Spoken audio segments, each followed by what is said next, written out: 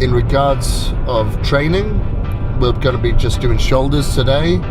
So we're not going to do abs, we're not going to do calves with that body part. Shoulders being a weak body part for me. It's something that I really want to focus on and bring up. So we're just going to get into the gym, be fueled up, absolutely obliterate the shoulders, then come out, recover with supplements and food, and that's it. So with that being said, I'm going to see you in the gym.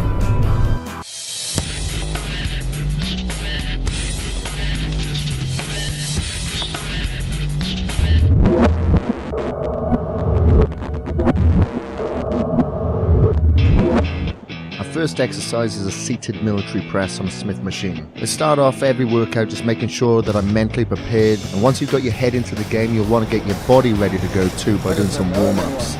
Sometimes I like to do 2 warm-ups, sometimes it might be 4 or 5. So on this exercise we'll be doing 3 sets of around 8 to 10 repetitions, and you'll want to make sure that you add weight with each set, always going to failure. Now you may have noticed that I'm doing military press behind the neck, and this is an alternate form. I find this just really hits the outer delts just that little bit more. When doing this method, however, you want to make sure that you bring the bar down to the base of your skull. Don't come too far down, you're more prone to injury.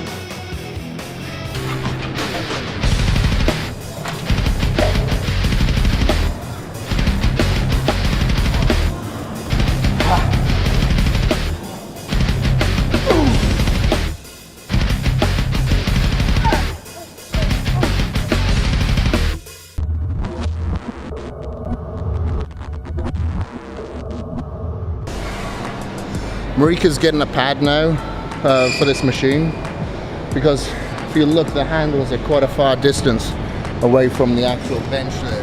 So that's going to work predominantly your front delts. So we want to work the front and outer delts here. So that's why we just put the pad in there, just so you can sit a little bit further forward. So next we're going to do another form of shoulder press, and it'll be 3 sets of around 8 to 10 repetitions, but like I mentioned, this time we want to make sure we hit the front and outer delts. I like to stabilize myself by holding onto the rack with one arm, which prevents the opposite shoulder from dropping below the other. And remember, maintaining proper form is critical even while using machines. I do like to use an explosive manner on pushing movements like shoulders, as I find that I get more contraction out of the delts.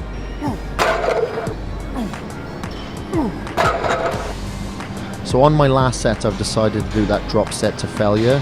I'm having my wife Marika strip the weight from me. This exercise is perfect to do drop sets because the weights can easily be taken off and quickly. This is important so the muscles don't have time to recover between the reps, you know.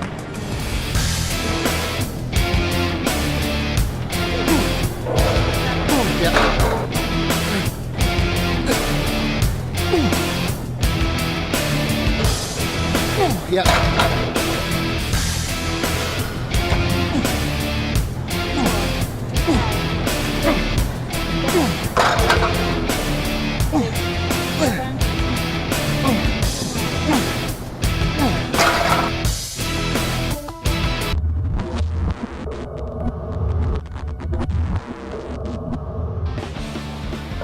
Next we're doing side lateral raises, 3 sets of around 12 to 16 repetitions. I'm also doing 2 variations of the raise to make sure that I hit all shoulder heads and both muscle fibers.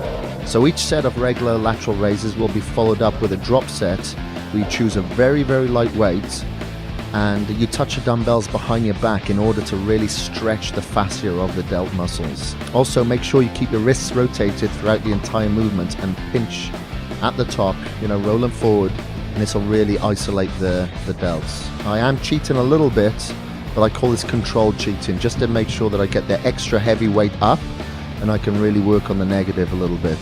So try to maintain a rigid form and prevent the swinging as much as possible. Pretty much do as I say, not as I do. I'm experienced at this, and I just find that I get a better workout from doing this every now and again.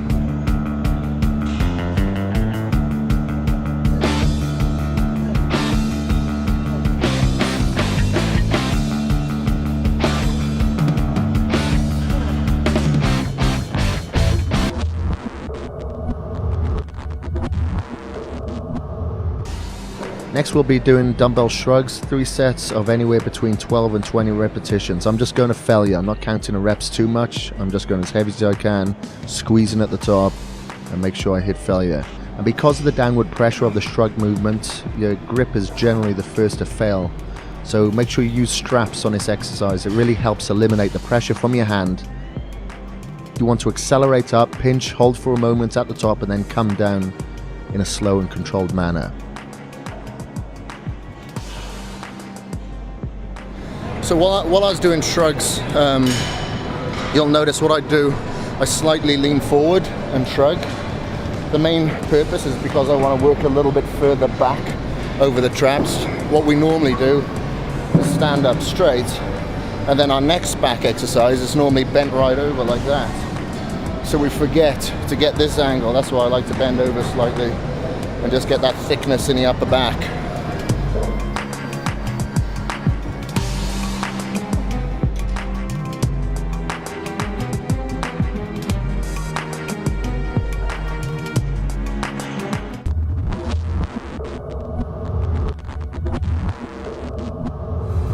Next exercise we'll be doing is rear raises from a cable crossover position, and once again we'll be incorporating the FST7 training method. Initially I'll grab the connection point of the cable with my hands, but as the weight gets heavier I like to use wrist straps. Okay, so what we're doing now is the FST7 training. So as I mentioned before, rear delts are a weak body part for me, as in looking weak. So this is where I incorporate the FST7 training, which is a 7 sets, back to back, only 30 seconds rest in between each set, knocking out about 15 reps to really push the blood into the muscle. And in between the sets, you're either squeezing the muscle for about 10-15 seconds, or you're stretching the muscle.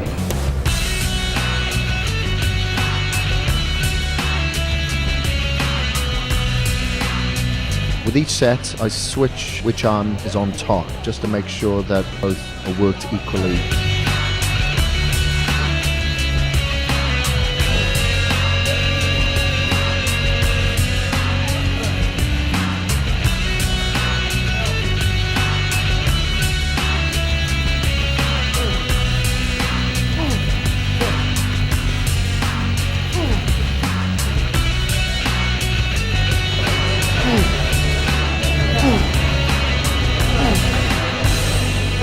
Yep.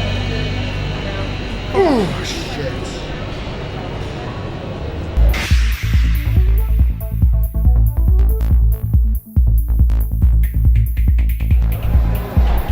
Alright, it's a Wednesday of the second week. We just did shoulders. I'm actually going to do calves and abs tomorrow because I've really got to go home and pack for a business trip tomorrow. We're flying down to LA, so I've got to pack my clothes, my food, my computer, paperwork, stuff like that. So I'm going to actually do my shoulders, my calves and my abs tomorrow. So now I'm going to have my shake and then do my cardio, pack for tomorrow, and I'll see you in the morning. Come back tomorrow to see if we can cram 18 individual meals into my traveling cool bag.